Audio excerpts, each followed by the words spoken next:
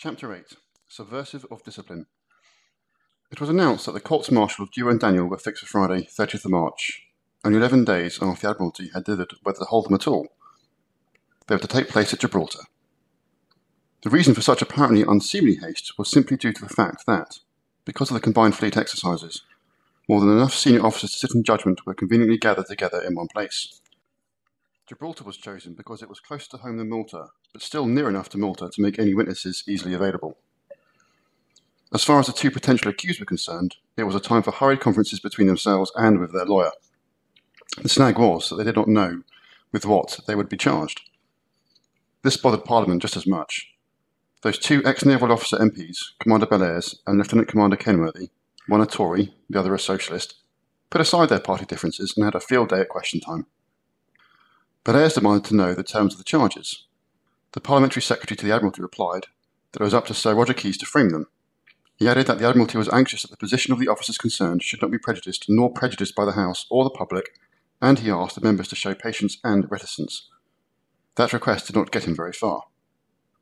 Bellairs: does that mean that the two officers in question are proceeding to Gibraltar without knowing the charges against them? The Parliamentary Secretary answered that it did not. They would be told before they sailed. Bellairs: then what is the objection to informing this House what are the charges to be made against them? The Parliamentary Secretary tried a new tack.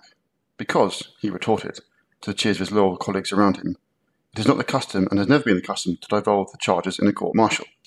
Now it was Kenworthy's turn. Is the honourable gentleman aware that in this case, owing to the extraordinary stories that have appeared, the extraordinary accounts of this episode, and its rarity, it is very necessary that the whole of the facts should eventually become available to the public? To even more loyal cheering, the Parliamentary Secretary answered, the Admiralty see no reason why this court-martial should be any different from other courts-martial. Kenworthy: is the Minister aware that we have got to go back over 100 years for an example of a Rear Admiral being ordered to haul down his flag? And, in view of the rarity of the case, does he not consider that this is not an ordinary court-martial, and that the public would expect full information? This time he got no answer. Another Socialist questioner rose to his feet. Are these courts-martials to be held on board one of His Majesty's ships, and, if so, will facilities be afforded the public to attend them? The Parliamentary Secretary said the public would be admitted, but his questionnaire was astute enough to press him further. Can the Minister assure the House that the promise that the public will be admitted will not be rendered nugatory by lack of facilities for going aboard these vessels? The Parliamentary Secretary refused to reply. If it had been left to Roger Keyes, then those courts-martial would have been held in mid-ocean, preferably the Pacific Ocean, but then he did not approve of granting the confounded trials in the first place. He shuddered at the thought of the bad publicity that the Navy was going to bring upon itself, and his views of the conduct of Dewar and Daniel grew sourer by the day. The Admiralty, on the other hand, particularly its political members, realised that blessed privacy was not for them. The public and, more importantly, its representatives, the press, were not going to go away. What were the charges going to be? The Naval Law Branch and the Deputy Judge Advocate had no doubt at all. They were to be based on the letters of complaint that Dewar and Daniel had sent to the Vice Admiral. Those letters stood by themselves. There was nothing more to be said. Admiralty regulations were clear enough. Every officer is strictly enjoined to refrain from making any remarks or observations on the conduct or orders of any of his superior officers, which may tend to bring them into contempt. Way back in 1806, soon after the Battle of Trafalgar, an addition had been made to this regulation. It read, "This injunction is not intended to prevent any officer or any person whatever from taking such measures as the custom of the service allows to obtain redress for any injustice or injury done to them as directed by the 7th article of these instructions, or protection from tyranny, or any oppression he may suffer by the conduct or orders of his superiors." This amendment stemmed directly from Nelson, who had argued for a long time that there should be some liberalisation of the harsh regulations once necessary to preserve discipline when a ship could well be alone at sea for months or even years. The amendment was soon removed when Admiral Lord Collingwood, Nelson's loyal second-in-command at Trafalgar, but a traditionalist to the soles of his leather sea boots, was in power. His argument was that it was entirely prejudicial to good discipline. In sharp contrast, the Army Manual of Military Law stated, "A soldier cannot in any way be punished for making a complaint under this section, whether it be frivolous or not, and he ought not, for making a complaint, to be treated in any way with harshness or suspicion." True, Admiralty regulations also cater for complaints from the lower deck, yet added ominously, but his officer is to warn him that, should there be no reasonable grounds for his complaint, he is liable to be treated as having made a frivolous or vexatious complaint, which is enacted to the prejudice of good order and naval discipline. As far as Dewar and Daniel were concerned, the Admiralty was absolutely sure that it was on ground as solid as any quarterdeck. Dave Kimball, in his new role of officer's friend, made an appointment with the Deputy Judge Advocate. They argued for over an hour to no avail whatever. The DJA was adamant that the letters themselves were sufficient proof of the officer's guilt. Nothing more was needed. Then Kimball received a very nasty shock. He discovered in the discussion that the Admiralty had not the least intention of calling Collard to give evidence. He would not be attending the court-martial, but staying in England instead. The DJA ruled that he was not needed. The truth or falsehood of the letters was quite irrelevant to the charge. Something had to be done. When Kimball reported to Dewar, the captain decided to go over his head and seek the opinion of a more senior lawyer. As a result of the advice he was given, he wrote a stormy letter of protest to the Admiralty. He had an answer by return of post. The board saw his point. They would send Rear Admiral Collard for cross-examination. The Deputy Judge Advocate disagreed and decided that the matter would not end there. Dewar made up his mind that the fellow was an out-and-out enemy. He was not the only individual writing to the Admiralty with some heat. 3 days after the Low cartoon appeared in the Evening Standard, an ex-Royal Navy lieutenant, signing himself A. French Brewster, who was staying at the Grand Hotel, Les Sines in Switzerland, penned an apoplectic letter, enclosing a cutting of the cartoon.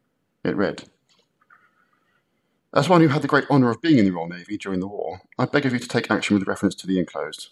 This matter is now sub judice, and as this paper has no notion of decency in its cartoons, and in my opinion has clearly committed contempt of court, it should be clearly easy to get a perpetual injunction against them and the editor committed to prison. I write in this way as my lords showed me amazing kindness, and I hate to see the Royal Navy brought into contempt. It is purely a civil process, so they cannot yap about the freedom of the press. In brackets, the biggest curse of modern life." Dewar and Daniel, accompanied by their wives, sailed for Gibraltar on 24th of March, a hectic 10 days after their homecoming from Malta. Despite the Admiralty's promise to the House of Commons, they still did not know the charges to be preferred against them. In fact, the circumstantial letter had not yet been written.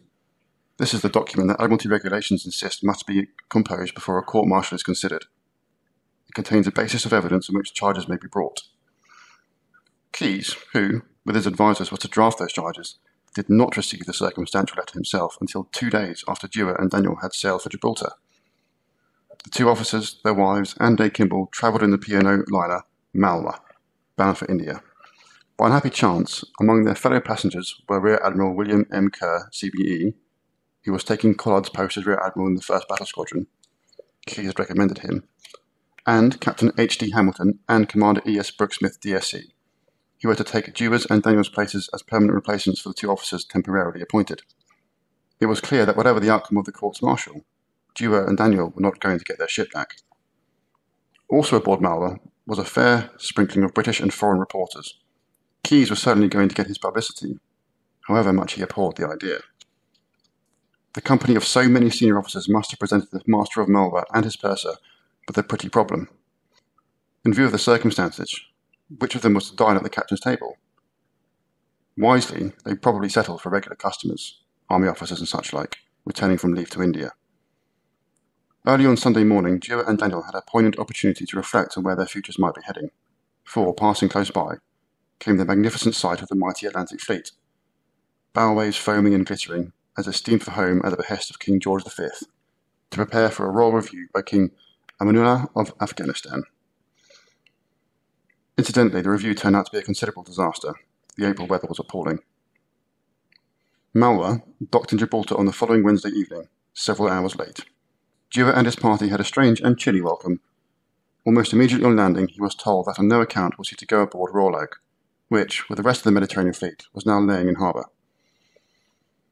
If he or Daniel wished to interview witnesses, then they must do so aboard HMS Valiant, another battleship belonging to the 1st Battle Squadron. Then the small party made its way to Gibraltar's best hotel, the stately, marble-fronted Bristol, where the Admiralty had reserved rooms for them, but they were turned away. It seemed that by an unfortunate oversight, Collard had also been booked in at the same hotel and was expected to arrive soon. Dewar and company had to leave and seek second best. At 8 o'clock the next morning, all Gibraltar echoed and re-echoed to the sound of gun fire from the harbour. Down by the harbour itself, the noise caused all work to cease. Royal Oak's New Year Admiral was being given the traditional 13-gun salute as he hoisted his flag for the first time. Now it was Collard, pausing in his breakfast at the Bristol Hotel, who had cause to ponder on his future. It was on this day that Dewar and Daniel were first told of the charges brought against them. Each officer faced two. Daniel, who was to be tried first, was accused of an act to the prejudice of order and discipline in that he, being ordered by Captain Dewar to report certain events connected with the departure of Rear Admiral Collard from Royal Oak, addressed a letter in terms subversive of discipline. He was also accused of being guilty of addressing a letter contrary to the King's regulations. Dewar faced 2 counts of accepting and forwarding that letter. From now on, the 2 officers worked furiously, interviewing every possible witness they could find. The task was not easy. Even some of those officers who had scrambled into the picket boat in their haste to give evidence for the 2 men at the courts-martial were not quite so eager now. The storm was over, the tempers calmed. A new Rear Admiral, Captain and Commander had been appointed, so why stir up old quarrels? Fortunately for the defence, there were sufficient officers who felt they knew where their duty lay. Major Atwood of the Royal Marines, for instance, who was still explosive at the slur laid on his corps, and who was quite ready to stand up in any court and have their say on their old captain's behalf. But the main trouble was that Collard, Dewar and Daniel had hardly been in Royal Oak for more than 3 months, and that is little enough time to bind loyalties. Meanwhile, Day Kimball came across a most unlikely and unexpected snag. He was taking Bandmaster Barnacle through his evidence when the Royal Marine turned remarkably stubborn.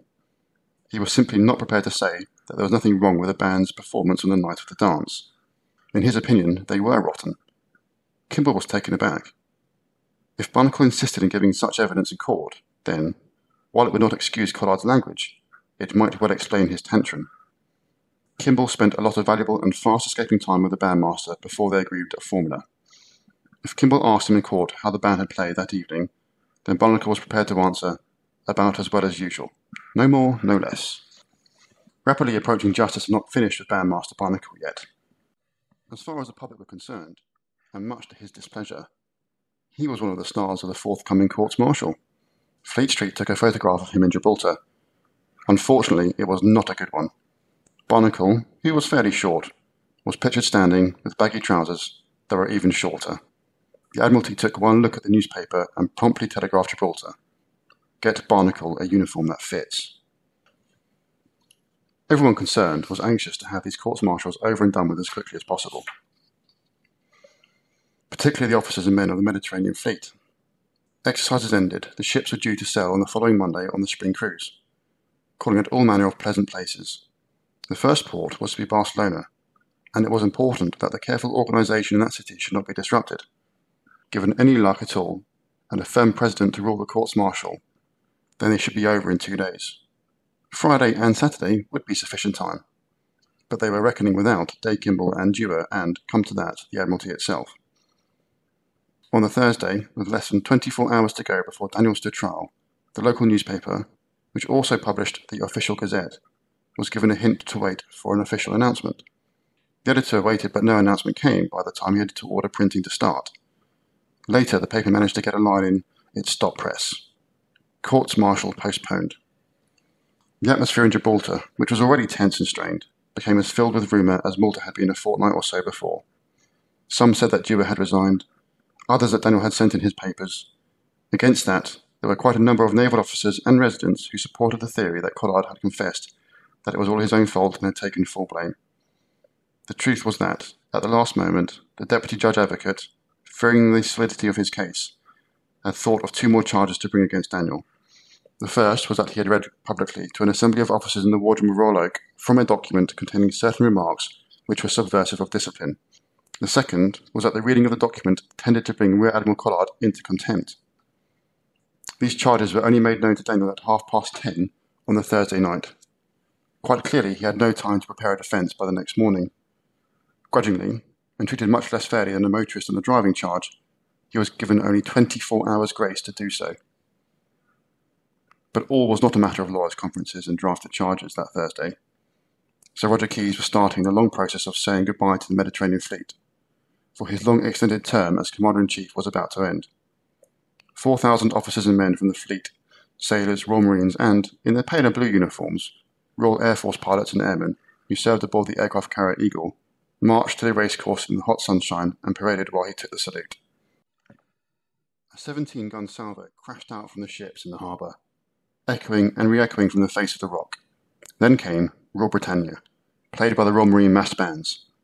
No one complained about their playing this time. Standing closely behind Keys stood his old friend and overlord, Admiral of the Fleet Lord Beatty, wearing civilian clothes and his rakish yachting cap. His yacht, Sheila, had newly arrived in harbour. Aboard her, apart from Beatty, was his wife, a couple of elderly friends, and Loela Ponsonby, a great beauty who was soon to marry the Duke of Westminster, one of the richest men in England. When Beatty had invited her to join them for a Mediterranean cruise, she had leapt at the chance. She was a rotten sailor, but the idea had seemed fun. She found that she did not altogether enjoy the company of Lady Beatty, who was an American and daughter of Marshall Field, the Chicago chain store tycoon. Lady Beatty appeared to be extremely spoiled. Previously married, the idea of her appearing at Buckingham Palace, even though she was now Lady Beatty, shocked the establishment. However, the Admiral was a national hero of such stature that the courtiers relented, even though it might be the thin end of the social wedge. Temperamental as she was, Beatty seemed to take her moods in his stride, and, with his yachting cap well over one eye, would face the day cheerily and with remarkable aplomb. The yacht first called at Malta and spent the best part of a month moored in one of the harbour creeks while Beatty called on his old friends at Admiralty House and at the Polo Club. The future Duchess wrote, "I adored Malta, quite apart from the streets seething with handsome naval officers, the parties on the ships and all the fun. It is a fascinating island. While I was in Malta, the great topic of conversation was the Royal Oak scandal, surely the smallest storm in a teacup that ever made headline news. It all began because the Admiral who flew his flag in the Royal Oak was peppery beyond the limits allowed to admirals. Malta buzzed. The harbour was alive, with little boats whisking backwards and forwards carrying naval officers to secret conclaves. Those in the know looked pretentious. We outsiders were devoured by curiosity." Peppery seems to have been the favourite adjective to describe Collard, at least where women were concerned. While the Mediterranean fleet sailed on the combined exercises, Beatty and his party cruised to North Africa. Miss Ponsonby later wrote, "I have never seen anything like the wild flowers in Morocco and Marrakesh. Would have been delightful if Lady Beatty had ever stopped complaining about the flies." The yacht turned up in Gibraltar in plenty of time for Beatty to attend Roger Key's farewell parade. As the Duchess-to-be, that frail sailor said, "I was only too pleased to be at anchor, particularly as all our friends from Malta had turned up for the court-martial." The parade also made a pleasant diversion for the press. For at least one day in that gloomy, overcast Mediterranean spring, the sun shone. The press, and how to cope with it, was a problem very much on the Admiralty's mind, fully aware, as it was, of the promise to the House of Commons that not only would the public be allowed on board the ships in which the court-martial would be held, but there would be no handicap to them getting aboard. A simple solution was found. The aircraft carrier Eagle was given a dockside berth. A huge, bleak, empty A-hangar would be ideal for accommodating any number of people. After a lot of hammering and sawing, the Navy even went to the length of erecting a lofty and substantial wooden press gallery. Chapter 9. You don't know what you're talking about. Saturday morning came, and a miserable morning it was, overcast, misty, and a drizzle in the air. Whether that was to hang over Gibraltar all through the trials. The Mediterranean fleet, reconciled to the fact that it would not be sailing for Barcelona on the Monday, settled down to make the most of the courts-martial. The only distraction was the news, just filtering through from home, that, out of a field of 42 starters, only 2 horses had finished in the Grand National, then run on a Friday, and one of those had fallen at the last fence and been remounted to come in second and last. Tipperary Tim won at 100-1. Billy Barton, the faller and runner-up, was a mere 33-1. Aboard Eagle, the court-martial board assembled behind a long, green, beige-covered trestle table, stretching athwartships at the forward end of the A-hangar. Those distinguished officers would be protected from the weather by the overhanging deck above them. The press and public had to make do with canvas awnings for shelter. Blustery shelter at that. Opposite Eagle in the harbour, and only a couple of 100 yards away, lay Queen Elizabeth, Warspite, and Royal Oak herself. The cruisers, Frobisher and Cardiff, were close at hand, and the rest of the Mediterranean fleet formed a grim and formidable background under the grey sky. A guard of Royal Marines lined the deck outside the hangar, for there were compliments and salutes galore that morning as the court met. 9 captains in full dress, with gold braid, lace and swords, had been chosen to try Daniel. The president was Fisher Burgess Watson of HMS Cormorant, the shore establishment at Malta. With him was Somerville of the battleship Warship, Egerton, Fitzherbert, Taylor, and Landon, captains respectively of the cruisers Calypso, Coventry, Delhi, and Ceres, and Benson, Legg, and Clegg, commanding officers of the flotilla leaders Broke, Stewart, and Montrose. Paymaster Captain Herbert Stanley Measham, CMG, was acting as Deputy Judge Advocate of the fleet. His task was not to prosecute, but to guide the court and make sure that the 9 captains did not transgress. He was not a lawyer himself, but he was supposed to be well versed in every page of the Naval Bible, King's Regulations and Admiralty Instructions. The court having assembled and taken its seats at the table, with the President at its head, Daniel was produced. He had already surrendered his sword. Now it lay with its gilt and glossy black scabbard, non-committally on the green-beige table top, neither pointing towards or away from him. In accordance with long tradition, it would lie in that position until the court had considered its verdict, and Daniel had been summoned for the last time. Then, if the tasseled hilt faced him, he was innocent. If the blade point, guilty. Following Daniel and his officer escort came the official prosecutor, Captain Calvé, DSO of the cruiser Frobisher, and Day Kimball, who looked oddly out of place among the gilt and gold in his wig and black stuff gown. Worse still, his wig was a pristine, almost silvery white. Most newly called barristers do their level best to borrow, beg, or even in extreme cases, buy a wig more battered, more faded, in the hope that its obvious experience of courtrooms will shelter its wearer's lack. Yet for some reason, Kimball was proud of his wig's snowy elegance. To the 9 worldly-wise naval captains who comprised the court-martial board, it merely advertised that he had practiced for so short a time that it was most likely he did not know his torts from his malfeasances. Finally, the spectators were admitted. There were over 200 curious naval officers, most of whom should have been elsewhere at the time. There were more than a score of journalists. The true civilian public, for whose rights members of Parliament over 1,000 miles away had fought so hard, consisted of Mrs. Dewar, Mrs. Daniel, 5 Gibraltarians, and 2 small boys. The court now assembled. The warrant from Sir Roger Keyes convening it was read out with its traditional wording, starting with, "Whereas," and ending, "Given under my hand." Then the court got down to business. Almost immediately, Day Kimball fell foul of his authority. Captain Calvé, the prosecutor, was asked whether he objected to any member of the court. He said he had none. The same question was put to Kimball. He answered that he had no objection to any individual member, but that it was possible that, without his knowledge, some members might have seen the minutes of the Court of Inquiry. Paymaster Captain Herbert Measham, the Deputy Judge Advocate, rose and told Kimball, in headmasterly fashion, that he was out of order. He explained that the defence could not object in general terms. Any protest must concern an individual. That if there was any suspicion in Kimball's mind that any individual member of the court was not capable of acting as an impartial judge, or had seen the minutes of the Court of Inquiry, or for any other definite reason, then he could object. Kimball retreated. Right from the beginning, the barrister found himself in conflict with the court and especially with Measham. Whether the service minds disliked Kimball's attitude and his American way of presenting his case, remember that he had been at English bar for less than 24 months, or whether Kimball thought that a legal brain could make rings round a table full of simple sailors, it is impossible to say. But from the very first hour it was evident that the chill surrounding him was not solely due to the bleakness of the hangar in which a trial was being held. Having had some experience of Daniel's lawyer cousin by now, Dewar had already suspected that something of the sort might happen. Even before Daniel was arraigned, he had decided to defend himself. Kimball could assist him, but that was all. The 4 charges were read out.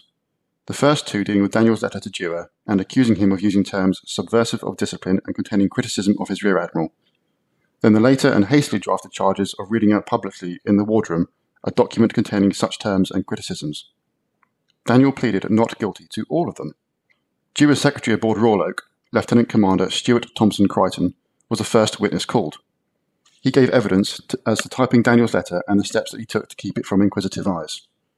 Under cross-examination by Kimball, he agreed that the letter contained a good many statements of fact, and that if those statements were not true, then there could be serious consequences. Kimball, now, as a matter of fact, did you, in your own mind, question the truth of any of those statements? Crichton, no, not for a moment. Kimball, may I ask why?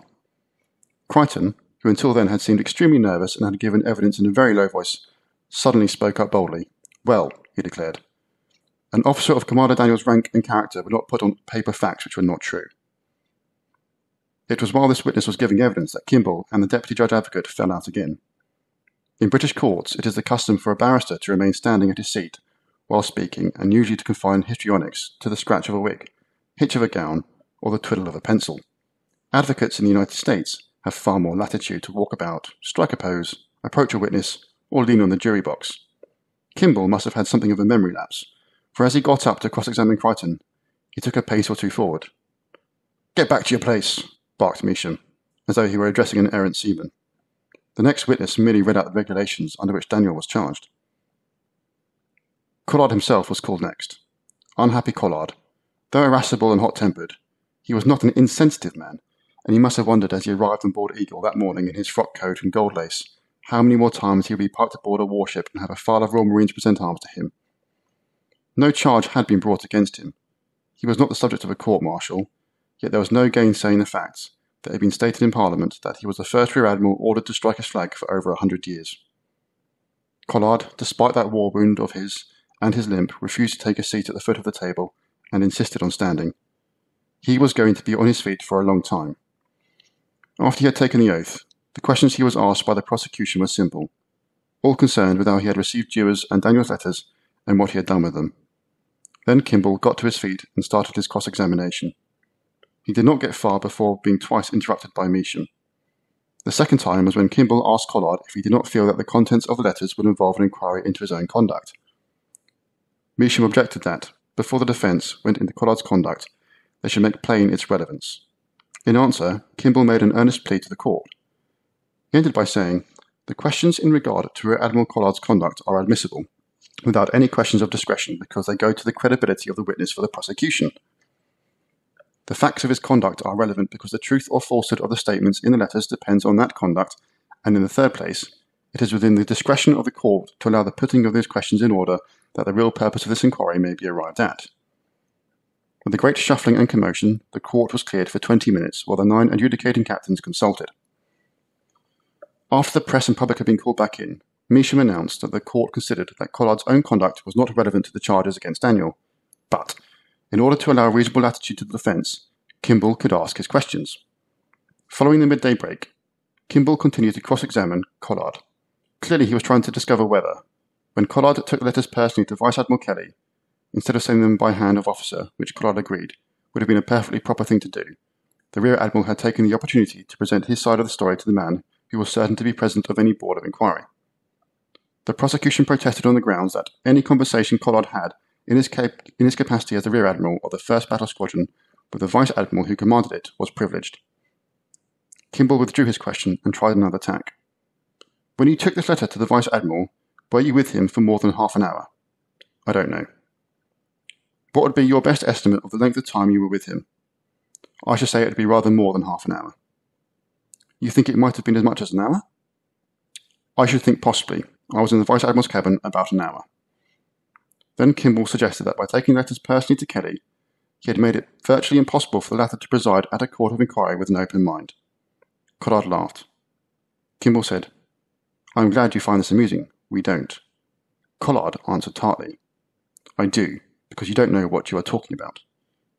Kimball, "Now, if these two officers honestly believed that your conduct justified a report, honestly believed it, wasn't it their duty to make it a report?" Collard, "It is the clear duty, in my opinion, of my late captain to come to me personally if he has any complaint." "Had he never come to you on any previous occasion with this sort of complaint?" "He had not." "Had he ever on any previous occasion, when in your presence, made a similar sort of complaint direct to you?" "Only if I sent for him." "On what occasion?" "I sent for him on the morning of Saturday, 14th of January. Immediately I heard a rumour that I'd used a certain expression towards the bandmaster." "I want to go back to the question I put to you before, which you did not answer. If these officers honestly believed that your conduct justified a complaint, was it not their duty to make one?" "It is the commander's duty to go to his captain." "Please answer my question." "I am giving you a fair answer. It is the commander's duty to go to his captain and my flag captain to make a report to me verbally." "Are there no circumstances under which it is the duty of the flag captain to make a written report on your conduct?" "I can see no occasion. He is my own officer, my right hand, trusted and loyal officer, or should be." Time and again Collard stressed that word. My. There is no incident, however disgraceful on your part, which would justify his making a report on your conduct. Not without coming to me first. Later Kimball asked Collard, in your view, was Commander Daniel justified if he honestly believed your conduct required it in making a complaint to his captain? Collard, quite. And you do not suggest, do you, Admiral, that he did not honestly believe it when he made it? I haven't the least idea. Do you suggest he did not believe it? Yes. You do suggest he did not believe it. He couldn't have. Then you are suggesting, I take it, he was acting from some improper motive. I don't know what he was acting from. It was a most insubordinate letter. Tempers grew taut when Kimball tried to make the Rear Admiral say whether he thought Daniel had acted honestly or dishonestly in his letter. First, Collard angrily appealed to the Judge Advocate that he was not being asked straight questions. Kimball persisted, and Collard retorted, "Why should I answer either? It's a mere trap." But finally the lawyer had his own way. Do you suggest or think now that Commander Daniel was acting dishonestly towards you when he made that report? I do. Then that amounts to an accusation of disloyalty to you. Entirely. And that accusation is an accusation of a pretty severe crime in the Navy. I should say so. Commander Daniel is not accused of that crime in this courts-martial. I do not know. I have not seen the charge. Throughout the cross-examination, Collard, despite the invitation of the court president, still refused to take a seat. His mood was unpredictable as an April day. One moment he was casual, almost offhand and vague in his answers. The next, stormy and grim. His voice would rise or he would growl. He growled when he looked at Kimball and demanded, "Don't shout at me." On another occasion he bellowed at the lawyer, "Will you hear my answer?" This was when Kimball was trying to prevent Collard making his own prepared statement about his conduct on the night of the dance. But the President interjected warily and pointed out that time was valuable and it would be better served if the Rear Admiral had his own way. The Judge Advocate, surveying Kimball, added critically that some questions had already been asked and answered 4 or 5 times. Collard denied emphatically that he had ever told Dewar to bite his commander. He swore they had never used the word bugger at all, only a mere bloody once or twice. Once to the bandmaster, when he said, "Bandmaster, what is the matter with the music?" No one could dance to that last tune. I don't think I have ever heard such a bloody awful noise in all my life. You must improve matters. You are not up to the standard of a flagship's band. Afterwards, he walked the ship's side with Daniel and said, "We can't have a bloody man like that in charge of a flagship's band. We shall have to get rid of him." Still on oath, Collard insisted to the court that that was the only swearing from him at the dance. The cross-examination went on and on. By the time Kimball ceased, Collard had been on his feet for more than 2 hours. There was one final crossing of swords. When Kimball questioned him about the fact that he failed to salute Dewar in front of the Royal Oak's crew, Collard answered contemptuously, "A good ship does not depend on that sort of rubbish." After Kimball had resumed his seat, Captain Calvey of Frobisher, who was acting as prosecutor, tried his amateur hand at re-examination. Unfortunately for him, his fellow captain, the bristly Deputy Judge Advocate, showed a fine turn of impartiality after his criticism of Kimball, and regarded virtually everything he asked as a leading question and disallowed it. Collard's flag lieutenant, Lieutenant Geoffrey Burkhardt, was another witness for the prosecution.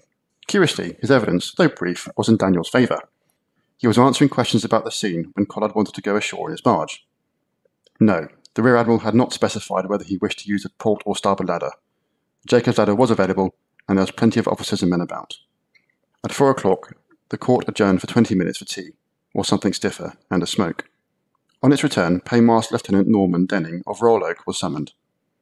He was the first of the witnesses for the prosecution to give evidence on the 3rd and 4th charges against Daniel, namely those of reading Dewar's secret letter to the wardroom officers. He told how he was having luncheon aboard Royal Oak shortly after noon, when Daniel cleared all the wardroom attendants out and asked for the names of officers who could give evidence on the occasion of the dance, of when Collard left the ship on the 5th of March, and of the occasion when the Rear Admiral returned the next day. He described how Daniel started to read out the letter and of the interruptions caused by messages from Dewar. Kimball cross-examined him, but he did not get very far. Kimball: "You have told us quite frankly that the last part of this interview was extremely hurried, and that you really haven't a clear recollection." "No. As a matter of fact, the whole incident was hurried." "It was hurried." "Everyone was working under extreme pressure." "I wasn't myself, because I wasn't working." "I said everyone concerned. I meant everyone who had any work to do was working under pressure." "They were not working, they were assembled in the wardroom." Denning said that the whole episode did not last longer than a quarter of an hour. He remembered Daniel saying that what he wanted was to get to the truth of the business and didn't care which way the evidence came. Surgeon Commander Robert Corey also stated that he was present in the wardroom at the time. He remembered that Daniel, when he appealed for officers to come forward, said that he did not mind if the evidence they would give was not in his favour. Lieutenant Lionel Hultane Phillips was officer of the day on 5th of March. When Collard wanted to board his barge to go ashore, he testified that the starboard gangway was completely ready before Royal Oak to let go her anchor. He agreed that the port, Jacob's Ladder, or the gangway could have been used in the weather conditions as they were at the time, even while the ship was still swinging after coming to anchor. Apart from extra evidence that the court granted permission to be called later, the prosecution's case was over. Kimball rose and opened the case for the defence at exactly 6:15 that evening. He spoke for almost 40 minutes in his American East Coast voice that seemed so foreign after the succession of almost identical clipped tones of the naval officer witnesses. He did not speak without interruption. There are two sunsets, the one that God created and the other ordained by Admiralty. In naval eyes, God's sunset is a rather untidy and erratic affair, and, so that its going down might be respected in good order and in unison, the local commander-in-chief decreed his own time. Hence, ships in northern waters might well celebrate the hallowed ceremony of sunset while it is still high over the yardarm. Roger Keyes had naturally dictated the time for the ceremony in the Mediterranean. Both sunsets, heavenly and naval, are equally moving in their own way, and apt to touch the heart and senses. At 16:42 hours precisely, a bugle sounded out from the overhead in HMS Eagle. Its call echoed from every quarterdeck of every ship in the Mediterranean fleet, lying there in Gibraltar, a sad and wistful call. Simultaneously, every white ensign was lowered for the night. At the bugle's first notes, the whole court, including every officer spectator and every rating on duty, rose, faced aft, and stiffened to attention, leaving Kimball, an alien figure in his wig and gown, in mid-speech. Up on the rock, under the overcast sky, the lights started to twinkle one by one. It was almost 7 o'clock before the tired court decided that it had had enough and adjourned until Monday.